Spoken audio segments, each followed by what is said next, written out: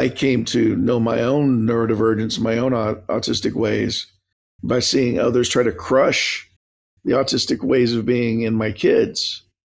And I felt that crush. I felt that soul restriction. I felt it viscerally. And it was like, I was like, this is fundamentally misguided. This is not compatible. This is wrong. Hello and welcome to episode 172 of the Human Restoration Project podcast. My name is Nick Covington. Before we get started, I wanted to let you know that this episode is brought to you by our supporters, three of whom are Simeon Frang, Leah Kelly, and Brandon Peters. Thank you all so much for your ongoing support.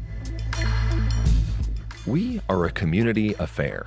We are autistic, ADHD, OCD, PTSD, Tourettes, schizophrenic, bipolar, apraxic, dyslexic, dyspraxic, dyscalculic, non-speaking, and more. We've collectively experienced rare diseases, organ transplants, various cancers, many surgeries and therapies, and lots of ableism and SpEd. We've experienced medical ableism, medical misogyny, medical racism, medical trauma, and medical gaslighting. We understand chronic pain, chronic illness, and the no end in sight void. We know what it's like to be disabled and different in our systems. We know what it is like to live with barriers and what it means to not fit in and have to forge our own community. Disabled and neurodivergent people are always edge cases, and edge cases are stress cases. We can help you design for the edges because we live at the edges. We are the canaries. We are the fish that must fight the current to swim upstream. And that's just the opening statement on Stimpunks.org. Stimpunks has been among HRP's closest allies over the years, and I'm so grateful to be joined by an amazing cross-section of Stimpunks today. Ryan Boren, Chelsea Adams, Nora Hobbs, and Helen Edgar, who also runs Autistic Realms, to speak to their Roll Your Own DIY mutual aid and human-centered learning for neurodivergent and disabled people. Chelsea had to step away during recording, so you'll hear her voice just in the first half. But this episode was such a long time coming, and I really hope you enjoy it. You can connect with Stimpunks and find all of their resources mentioned in this episode at stimpunks.org. I'm Ryan Boren. I'm co-founder and co-creative director at Stimpunks. Committed from Dripping Springs, Texas, near Austin, a gathering place for the Tonkawa people who were here before us. Do a lot of the website work at Stimpunks, along with Helen and the rest of our team contributing. And it's where I love to be and where I live is on the website. So check it out. My name is Chelsea Adams, and I am the executive director at Stimpunks Foundation. I am located in Morrison, Colorado, which is just outside the Denver area. I moved here 2 years ago with my wife and pup and have absolutely loved living in the mountains. I'm Nora Hobbs. I'm the program director for Stimpunks, and I'm located in Driftwood, Texas, just about half an hour away from Ryan. Hi, I'm Helen Edgar. I'm a volunteer with Stimpunks. I think I joined the team maybe officially around a year ago, but I've been around Stimpunks for the past 2.5 years-ish, I think, probably. And I work as a co-creative director, collating lots of resources and inputting into the website with everybody. So it's an epic team to be involved with. I feel really honoured to be a part of it all. It's a really exciting space to be in. What was it about your life experiences that both led you to form Stimpunks, if you were part of that original crew, or to find Stimpunks? How did you all become collaborators in this effort together? I can start this story. We were born from behaviorism.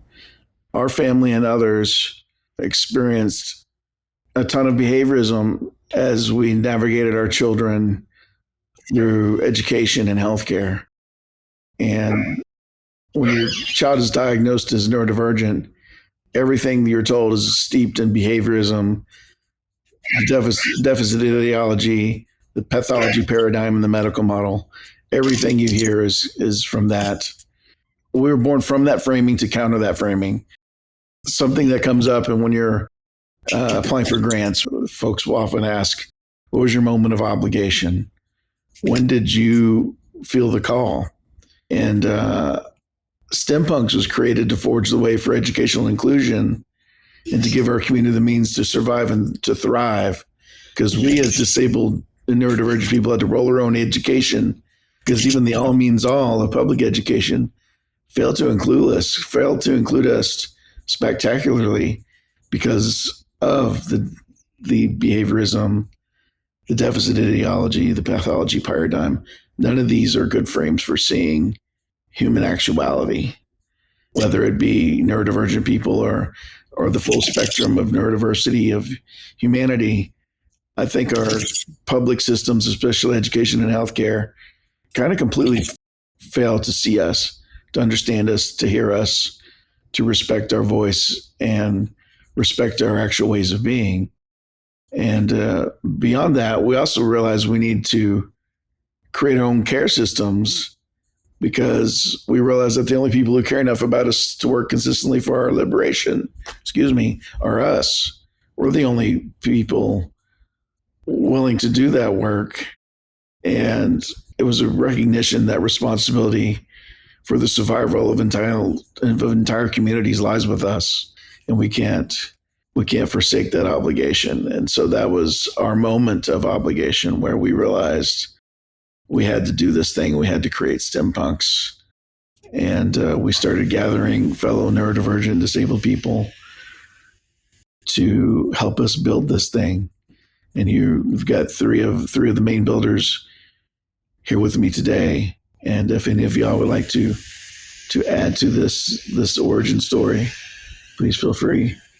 Yeah, I'll go ahead and chime in since I've been there since the get-go. So I actually met Ryan and Ina doing home renovation work on their house.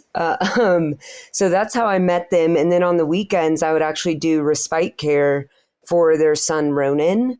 And so that's kind of how we met each other. And I actually got injured when I was doing the renovation work, so I couldn't really go back to it.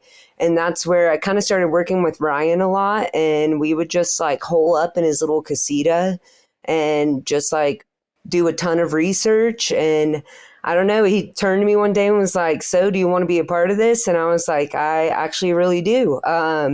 So I've just had a lot of self-discovery on this whole journey. I myself am ADHD. So I've just learned a lot about myself and about the community, and I'm really proud to be a part of it. I started almost 2 years ago. It'll be 2 years in September.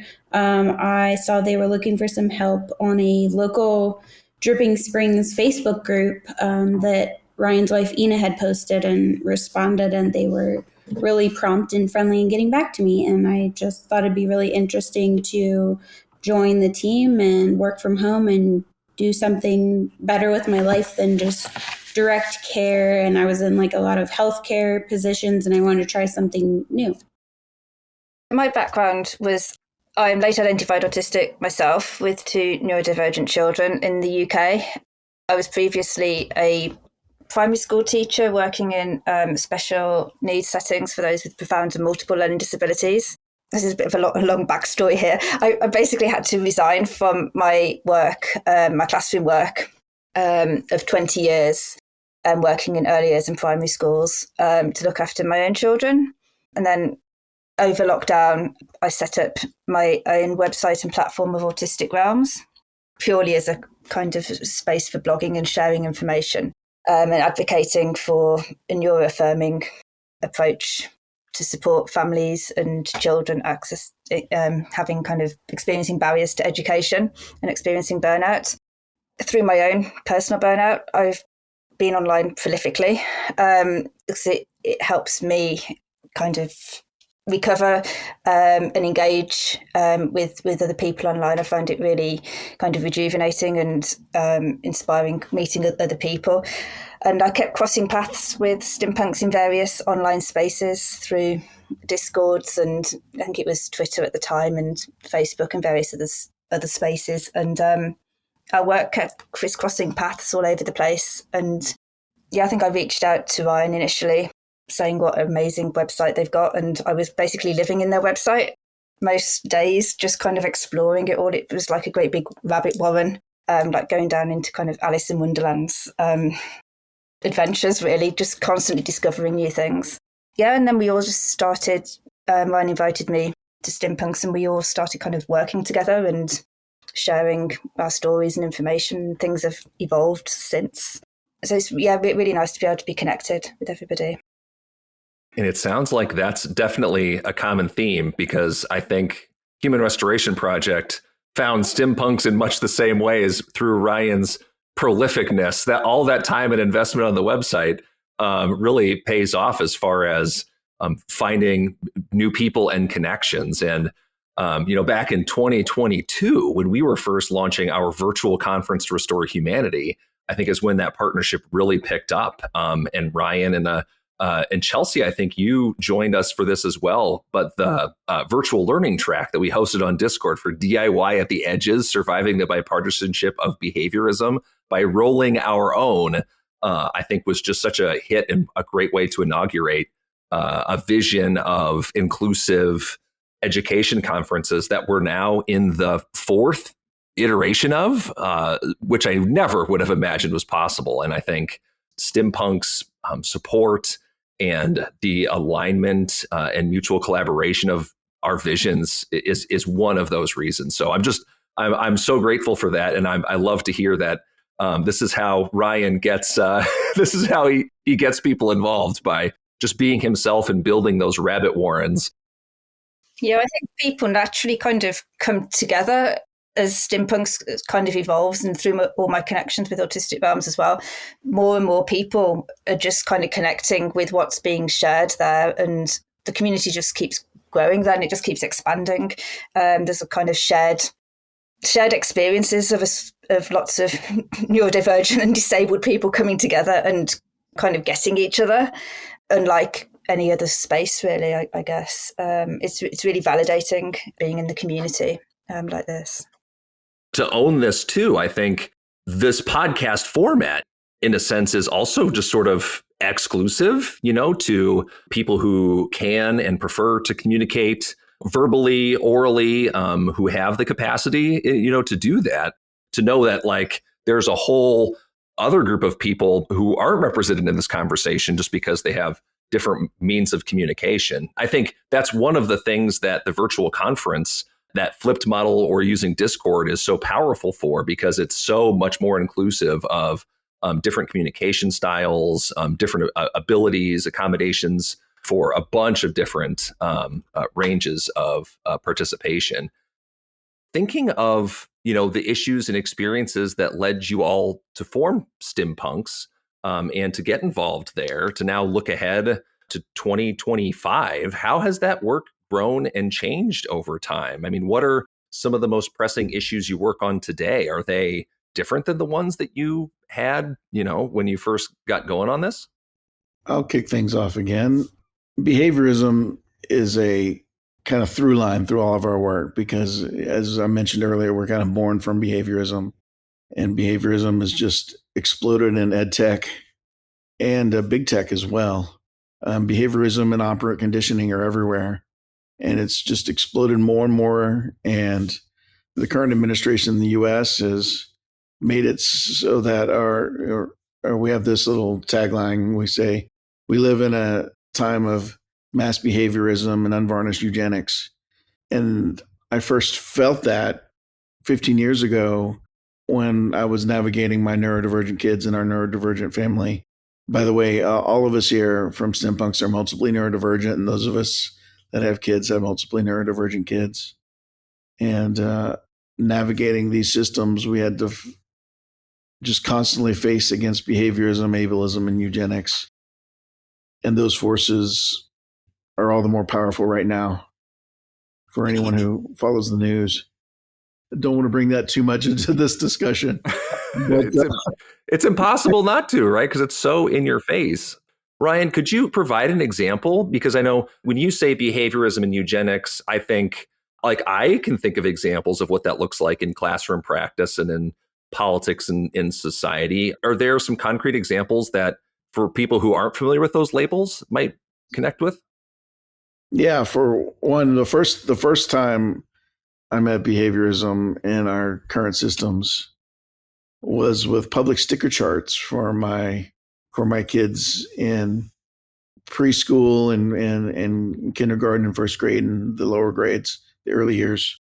Sticker charts. And since my kids were the multiply neurodivergent, can't sit still, can't provide normative ways of being, they were bad on the chart. And going in every day knowing that you're an orange or whatever it was, that really rubbed me the wrong way as a parent. And then where we started getting every therapy that you're suggested is behaviorist to its core, most especially applied behavior analysis, ABA. And that's what we subjected our kids to in the early years of their lives before we knew better.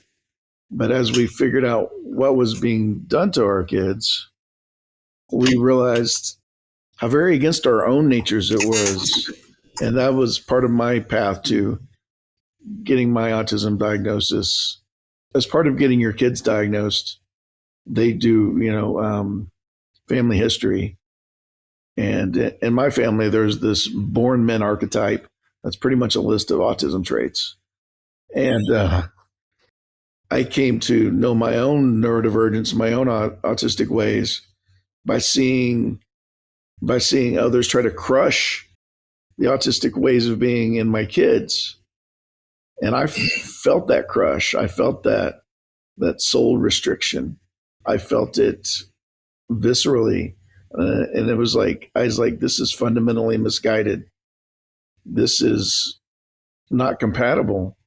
This is wrong. And that led me to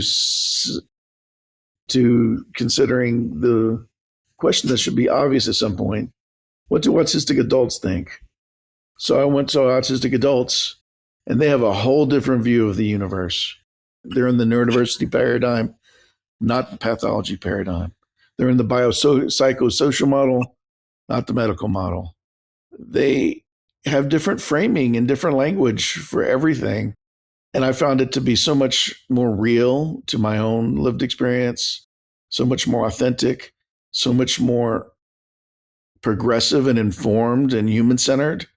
And that experience with behaviorism, these concrete examples of sticker charts and then applied behavior analysis, which, by the way, ABA has history and the same bad actors, has history with the same bad actors that formed conversion therapy. And it just recently came out that Ole Ivar Lovas, I'm probably harming that name, but anyway, he's the founder of ABA and conversion therapy, gay and autistic conversion therapy. And he recently was outed as having Nazi ties back during his youth, the same as Hans Asperger. So we have two popular figures who helped define autism, and the interventions that are used against us have Nazi eugenicists backgrounds. That bears taking pause if you're in the behaviorism industry. If you're a teacher with behaviorism running your classroom, you should take pause. You should go see what the people who are most subjected to these therapies are saying about it, because they're calling it abuse. They're calling it fundamentally misguided. They're calling it incompatible with human dignity and human rights. And I personally agree. As a parent who subjected my child to that, I agree. As someone who just feels the chafing of that worldview upon my soul, upon my being, I'm 100% in the neurodiversity paradigm as a way of shifting away from this. I think what you were saying there, Ryan, about for me personally, finding out about the neurodiversity paradigm has been instrumental in my own personal life and my professional life. my own teaching background was rooted in behaviorism. I did my teacher training like in the early 2000s, and it's what we did. It's how most teacher training is in England. You know, behaviour charts, sticker charts, using PECs as a form of communication for children when needed, using rewards and withholding things as motivators for children. And I've had to do a lot of unlearning over the past few years. And it's been, it's a huge amount of unlearning and then relearning. And most of that has been done through connecting with the community in various different spaces, listening to other people. And I've learned probably more in the past few years and unlearned more than I've ever kind of managed in my own teacher training. It's been invaluable and it's inspired all of my work. And I think that's what's, the basis of Stimpunks is neuroaffirming community and believing in autistic people's voices, disabled neurodivergent people's voices, and other marginalised communities. Everybody's voice needs to be heard, and there's space for those voices to be heard. So I've only I wasn't with Stimpunks at the very, very beginning when they were first established. But I think the main things that draw people towards Stimpunks and general kind of neuroaffirming spaces like Human Restoration Project and all these other spaces, and why I set up Autistic Realms, is that we've been unheard for so long. As parents, we're often not believed about the needs of our own children. As late identified autistic people, there's a ton of kind of internalized ableism, often which comes with kind of discovering that you may be autistic yourself after maybe your children have been identified. That seems to be a really common theme that people experience. And then readdressing all of that internalized ableism, and my professional life as a teacher and my own parenting techniques and strategies from when my children were toddlers, and rethinking how things could be done in different ways has been really, I've learned all of that basically through community. I'm an avid reader. I read prolifically, tons of academic research, but more importantly, I think it's community voices and learning from others and from other families that are experiencing the same thing. It can be really, as I said, really validating and empowering to feel that you're with people that understand you, and that's led to lots of projects. I keep creating projects with lots of different people in lots of different spaces, but it specifically led to the Neuroqueer Learning Spaces project that we've done at Stimpunks, opening up and thinking how learning can be more accessible for everybody. A Neuroqueer Learning Space it's providing space for everybody, not just autistic and neurodivergent people, and that's been really fun to explore. So we can maybe talk about things like that later. Helen, similar to how Ryan spoke about experiencing as a parent the sticker chart and the sticker shock that came with the use of that as a behaviorist intervention, speaking to your experience decades as an educator in the UK, are there certain things that, you looked back on now that were part of that system and say like, oh, with the lens you have today, recognizing, well, this is clearly in that behaviorist paradigm as well? Or yeah, well, I think it's just so ingrained in teacher training. Like, it wasn't even something that I questioned for many years, because it's just what we did.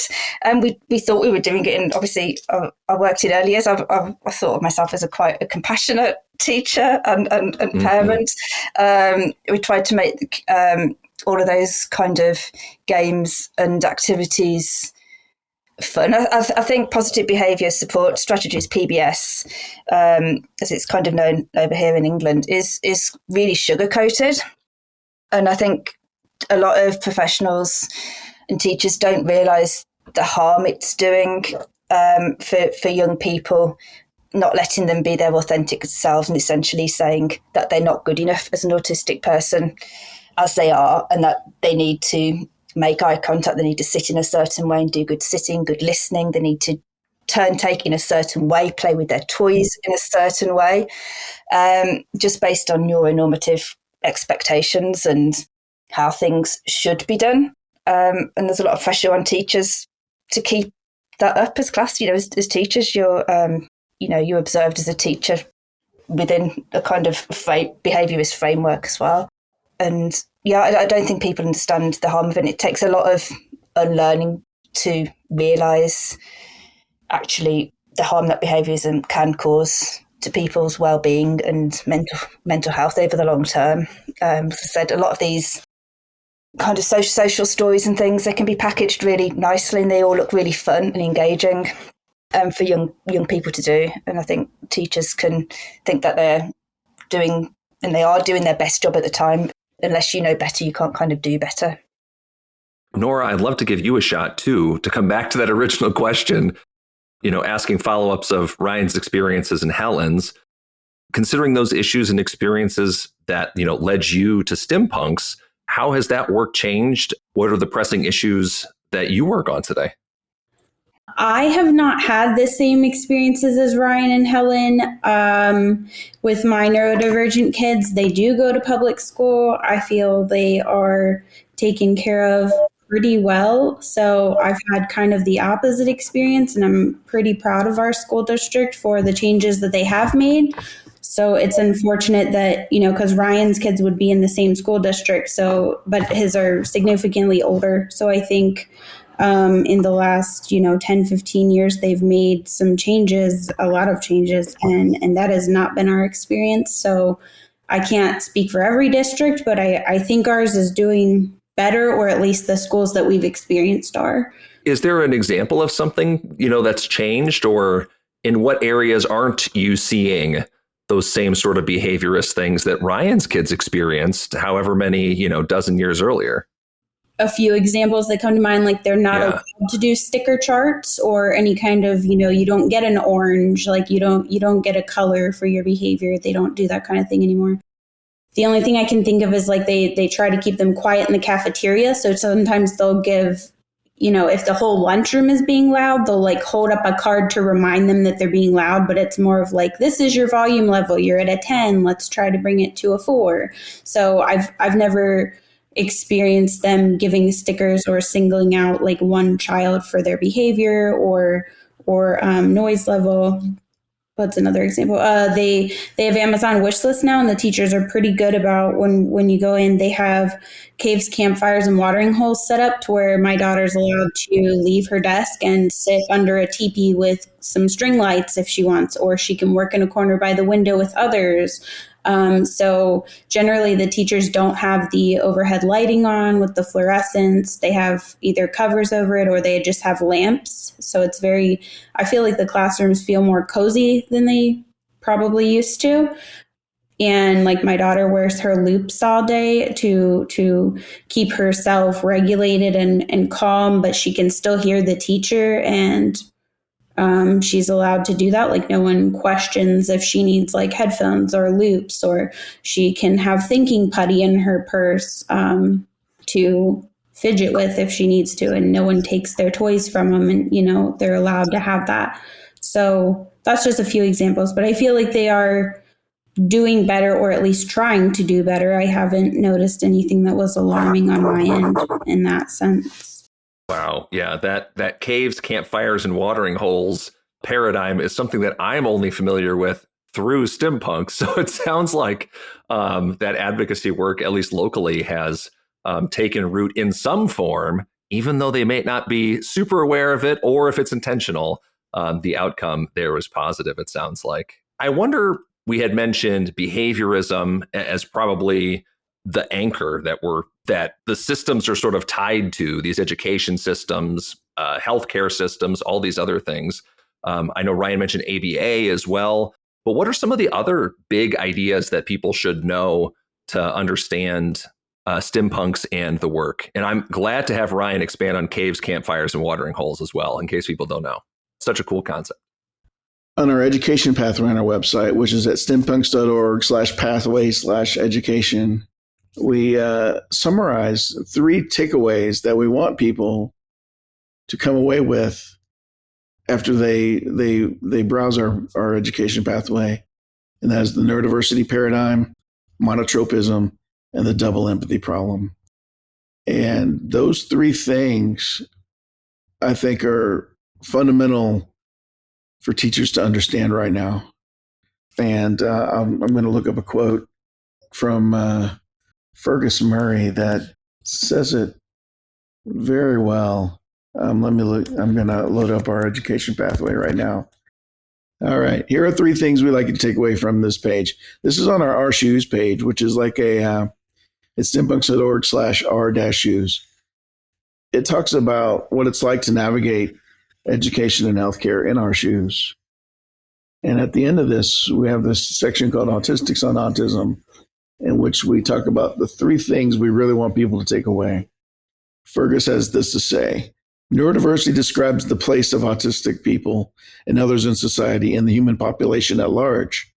The double empathy problem describes how empathy breaks down between people with different perspectives. Monotropism describes autistic processing from the inside in the context of the model of the mind as a system of interests. I think that's jam-packed full of good learning that you can jump off into all kinds of stuff from. And that's why I think these three paradigms, these three insights are so fundamental to understanding. I think they're fundamental to being a teacher, because neurodiversity is a biological fact and always has been, even though we don't treat it as such. But if we want to serve human actuality as we actually exist, our authentic ways of being, we must understand neurodiversity, monotropism, and the double empathy problem. I'll take a moment to expand on each of those three real quick, because they are so important. And this is also a quote from Fergus Murray's piece, Autistic on Autism. And Fergus says, once autistic people had the means to start finding each other, the autistic community collective worked out the details of the idea that soon became known as neurodiversity. Autism is a healthy part of the variability of humans. Disability depends on the environment. Autistic thriving is worth pursuing. Most autistic people don't want to be cured. Listen to autistic people's insights on autism. Those 5 bullet points, I think, are a good call to action for understanding neurodiversity and human actuality. And I'm moving on to monotropism. Monotropism is a tendency towards intense interest, which may be lifelong or fleeting, but either way, they tend to be all-consuming in the moment. To look at it another way, monotropic people tend to have fewer interests aroused at any given time. They tend to be aroused more strongly, pulling in more of our attention, leaving relatively few processing resources for other things. Monotropic people tend to enter attention tunnels, which can be sources of great joy when engaging with things we are passionate about, or unpleasant rumination when we get stuck on things that have gone wrong. Entering and exiting attention tunnels takes time and energy, a big part of the reason for autistic inertia and what is described as executive dysfunction. Being wrenched out of an attention tunnel can be acutely distressing. And I think that's a fine summation, 2-paragraph summation of monotropism and attention tunnels, and how dysregulating it can be when we can't exist in a happy flow state, a happy attention tunnel. Now moving on to the double empathy problem. Here's this quote. Empathy is not magic. Recognizing the emotions of other people requires an understanding of the cues that tell you how they're feeling and the internal experiences behind them. If those cues match up with what you're used to seeing, and especially if cues and feelings match up with what you would do and feel, empathy is much more likely to be effective and accurate. It follows that people with very different experiences and ways of expressing themselves are likely to have difficulty empathizing with each other. This is perhaps a conclusion that anyone could have reached with a bit of thought, and Jim Sinclair made a similar observation back in 1988. But for whatever reason, autism researchers and psychiatrists seem to have ignored this glaring flaw in their conclusion that autistic people lack empathy for decades. Autistic scholar Damian Milton described this issue as the double empathy problem in 2012. Empathy goes in 2 directions, and non-autistic people regularly struggle to empathize with autistic people.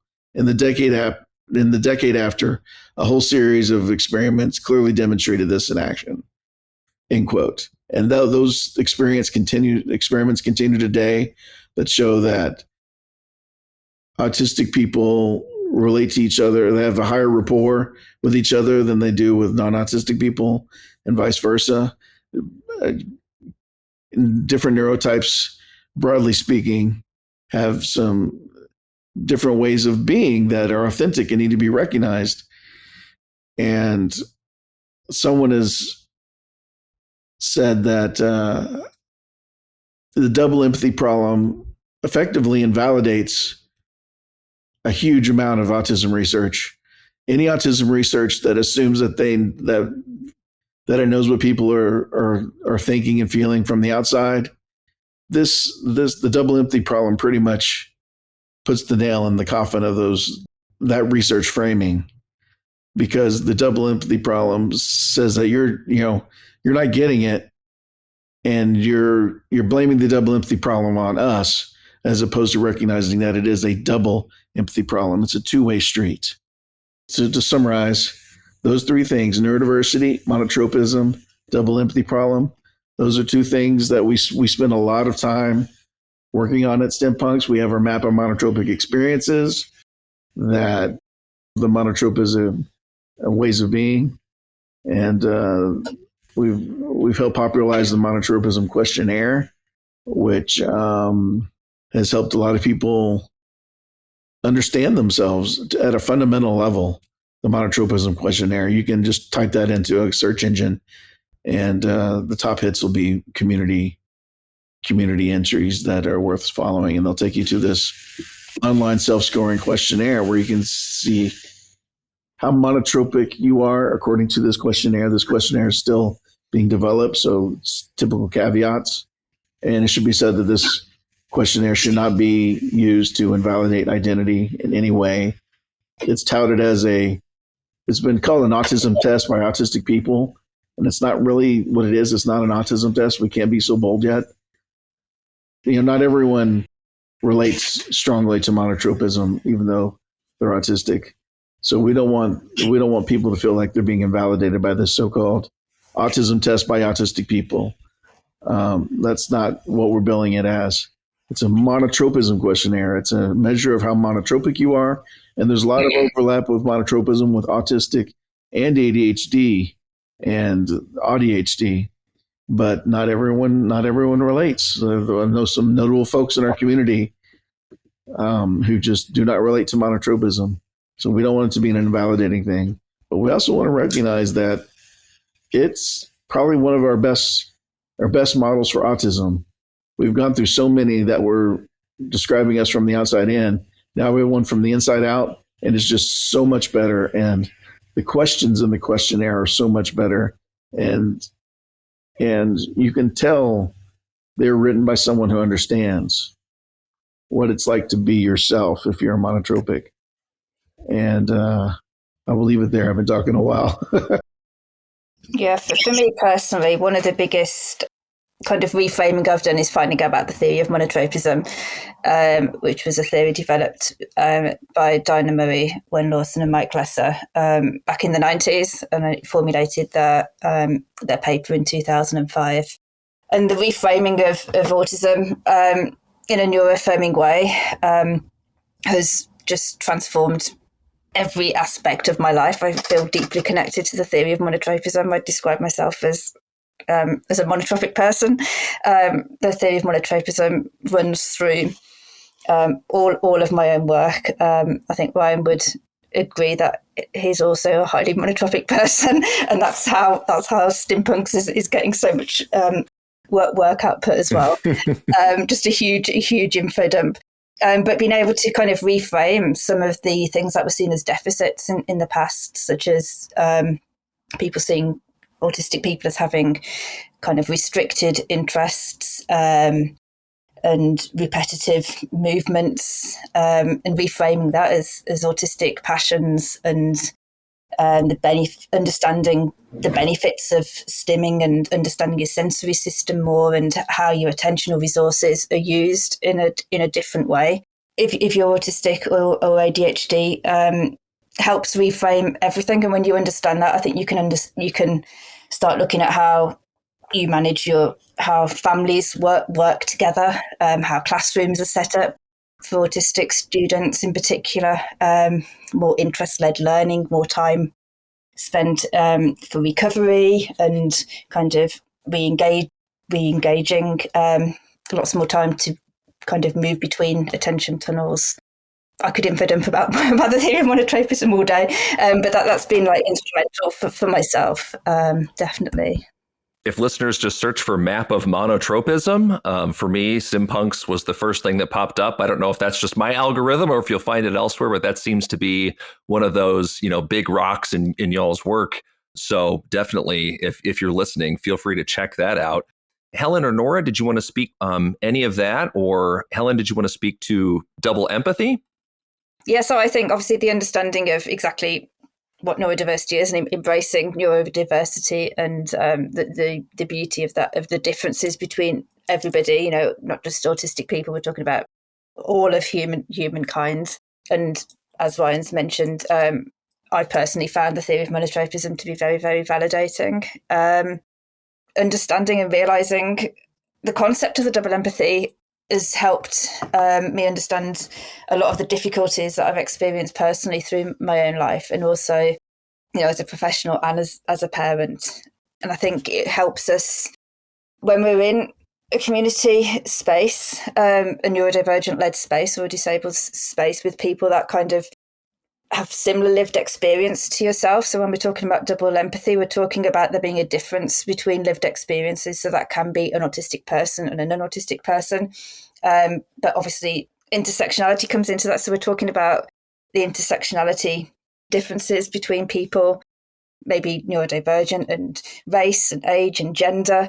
All of that comes into the double empathy problem, and it all overlaps in multiple ways.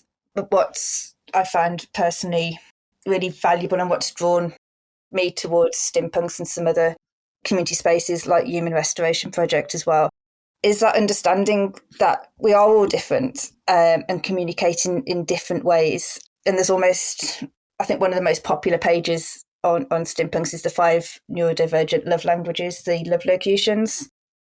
And that, for me, that ties everything that Ryan and Nora and Chelsea and yourself have kind of talked about so far, brings it all together.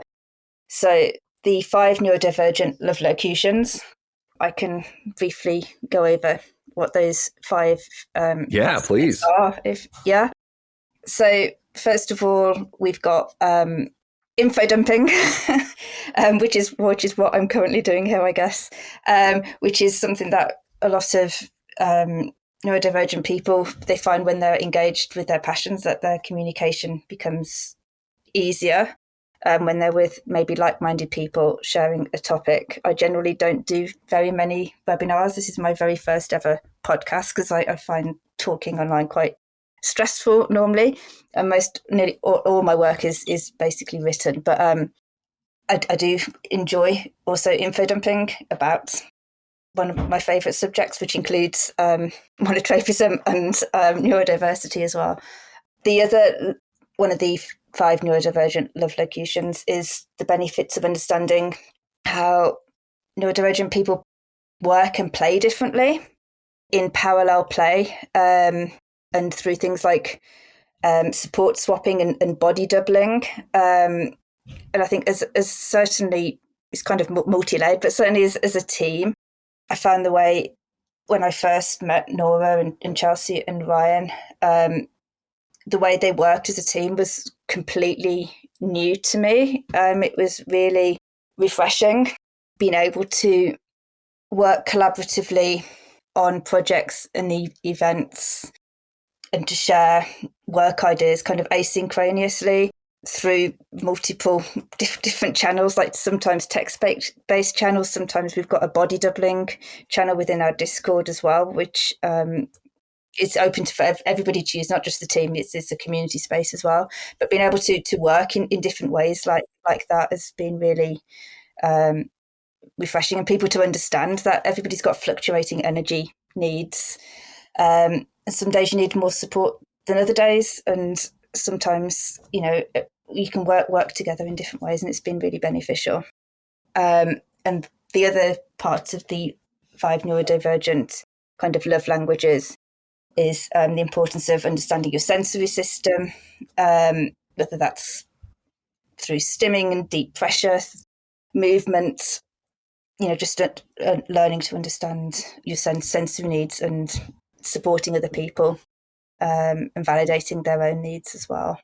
And then lastly, we're coming on to penguin pebbling, which is my personal favourite aspects of this. It's there's a well-known quote. I think it's penguin pebbling is penguins, when to show care for each other, they exchange pebbles between themselves. And penguin pebbling is a way of showing people that you care about them. So it could be like you found a cool rock or a button or a leaf or a stick. That's a quote from somebody, isn't it, Ryan? I've forgotten who initially said that. Yeah, that's Brains and Spoons is the one who came up with, as far as I know, they're the originator of penguin pebbling. And here's their description. It's our way of saying, I thought about you today. I remember this thing about you. Here's something I want to share specifically with you. Send a little thinking of you pebble. It helps. Yeah, I think it's just such a lovely concept. It's something that I've kind of embraced myself, like through my own work. And I see a lot of the volunteer work that I do, like with Stimpunks, is kind of like passing penguin pebbles around to the communities as well, like little web pages, little nuggets of research, little infographics, sharing music, and just kind of tagging people all over social media, as you know that I do, Nick. Whenever I find something that I think might be relevant for somebody's work or project, or might be of interest to their own community, that's my kind of form of penguin pebbling as well. And it's nice to be able to share that with people. It's the best, honestly. It just is such a good little reminder. Because, in an internet age where you're so flooded with notifications and emails and anything else, to see, from a collaborator to actually be tagged in something interesting and then bring that to the forefront of your attention, is I think, a love locution. I love that framing of it. Nora, I thought we'd definitely give you a shot, Nora, here. What do you think is the biggest idea that's drawn you to Stimpunks, or that you've drawn from your work in this space?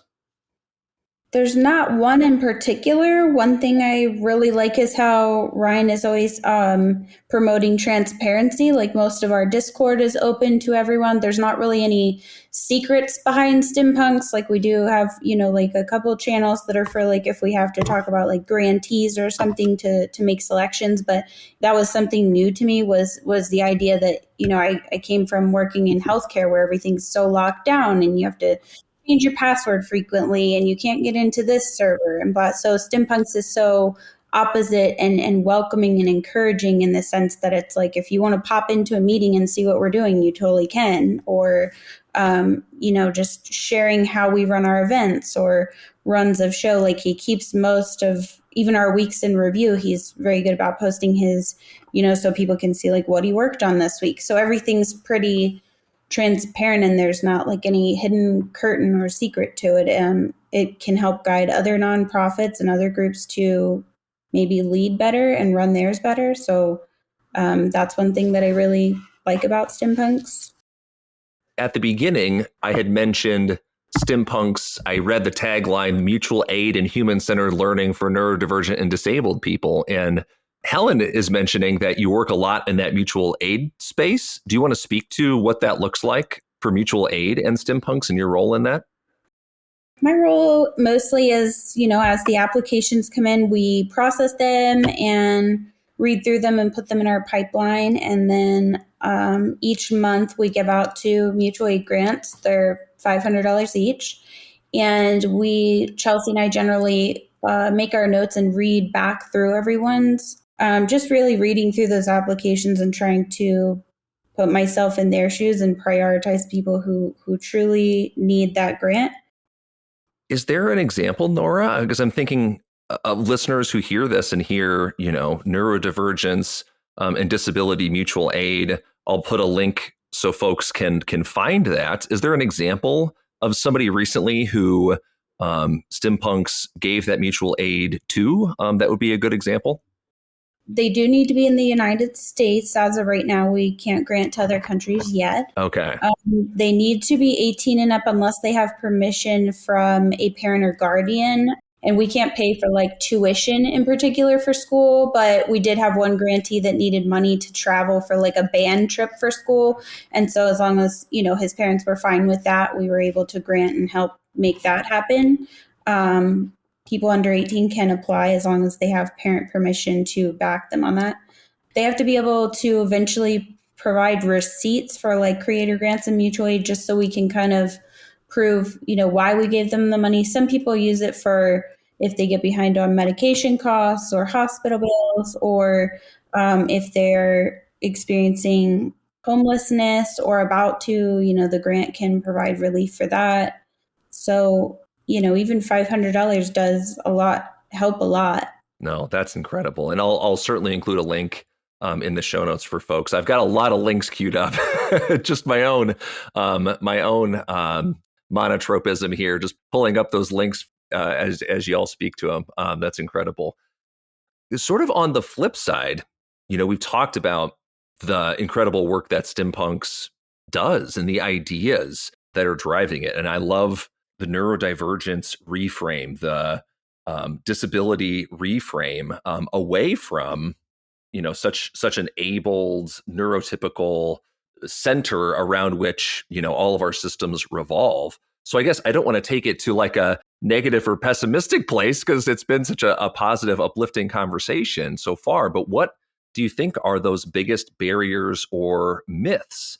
What are the biggest shifts that need to happen out there in the world that you're all out there working to try to tackle? What are the biggest barriers and myths about disability and neurodivergence that are obstacles to changing popular thought? Well, we just happen to have a blog post about this called 14 Obstacles to DEI-AB. Okay. For a neurodiversity affirming practice. And so I'll quote briefly from this page and then list our 14 obstacles. We're going to get a listicle here. Listicles are great. Getting human-centered neurodiversity affirming progressive practices into education, healthcare, and other systems is a grueling and grinding battle through bad narratives and bad framing. Framing equals the mental structures that shape the way we see the world. Our community of neurodivergent disabled people encounters the following narratives over and over with dreadful regularity. They are fundamental contributors to the double empathy extreme problem that we neurodivergent disabled people must attempt to bridge. We make the attempt and hope that once we do all the work of building the bridge, you will endeavor to meet us halfway. You look at the bridge by recognizing these frames in your own thinking. And then we've got this list of 14 things. These are narratives that we see over and again in healthcare and education and all facets of society. And they've only been amplified this year with the current administration leaning heavily on this framing. And our 14 obstacles are the politics of resentment, sameness-based fairness, fundamental attribution error, bring means from nowhere, toxic positivity, neurodiversity light, scientism, epistemic injustice, behaviorism, ableism, deficit ideology, better get used to it, the meritocracy myth, and lowering the bar. If I could just signpost real quick, I think as somebody who was also a classroom teacher for a solid decade, I find myself now sort of on the outside looking into schools and finding that my perspective and my language comes from the systemically ableist and exclusionary, and those perspectives that the hat that I wore for so long. And so even as you're going through these the sticky web of obstacles that obstruct neurodiversity affirming practice, I find myself falling back into old habits with my language and my thinking. And I think I appreciate these as a reframe and an off ramp from deficit ways of thinking about neurodiversity and disability in the context of schooling towards the model of, true neurodiversity and disability in society. And so I think for listeners, I think resources like these are hugely beneficial. Some of the biggest barriers that people have is when they feel invalidated, and we feel that we have to conform and mask to fit in, to fit into society and to be accepted. So we're having to feel like we have to perform to kind of neuronormative standards and expectations in the way we speak, the way we dress, the way we communicate, how we present, when we present, where we present ourselves. And that can be really not only just invalidating, it can be really dysregulating. It can lead to it impacts your well-being. It can lead to burnout over time. And a lot of these things are often seen as people don't see masking. They don't see the impact of masking, and it's almost like an invisibility for a lot of people. Was there anything you wanted to expand on that, Nora? Sorry. I guess it's just, I was trying to make the point that kind of the ableist framing of people think you have to act a certain way to be autistic. And, I've had people make comments before about, oh, you make such good eye contact, or you speak so well, or you're able to handle loud noises. And it's like, but that, I already have my loops in, or if it catches me off guard, it might be different. So people react differently, whether they know to expect something or, I like to go to loud concerts, but I don't necessarily like loud noise, but I know to take my loops along to accommodate and regulate. So things like that, where, when I meet some of coworkers at my husband's events or things like that, and they'll say, oh, I never would have thought you were autistic. You don't seem autistic. Are you sure? Like things like that. And it's baffling to me that, just because I'm not rocking back and forth and having visible struggling doesn't mean that I'm not struggling to get my words together, kind of thing. Especially with the ADHD, I've learned that I have to stare at the person or else I will forget that I'm even talking to them. So I've learned to make really good eye contact, not staring directly at you, almost in an aggressive way, then I won't hear you. So, there's that misconception that we don't make good eye contact, things like that. So it's just bringing awareness to the fact that there are invisible disabilities and we never really know what anyone else is struggling with or trying to regulate or what they're trying to do. So we should just always be kind. So I always try to remind my kids and stuff when we're in public that, we would want people to be kind to us, of course. So we're always going to be extra kind, whether we know what's going on or not, because you just never know what somebody's trying to deal with. Yeah, I think it's that kindness, isn't it? And that understanding and acceptance of people being different, and everybody's got their own strengths and difficulties. And when we're talking about disability, it's often systems that are causing those disabilities a lot of the time. Autism in itself is neutral, I'd say. And it's the barriers in society that are disabling people and causing all the problems and making life very difficult and inaccessible and just totally exhausting for many people to try and survive it.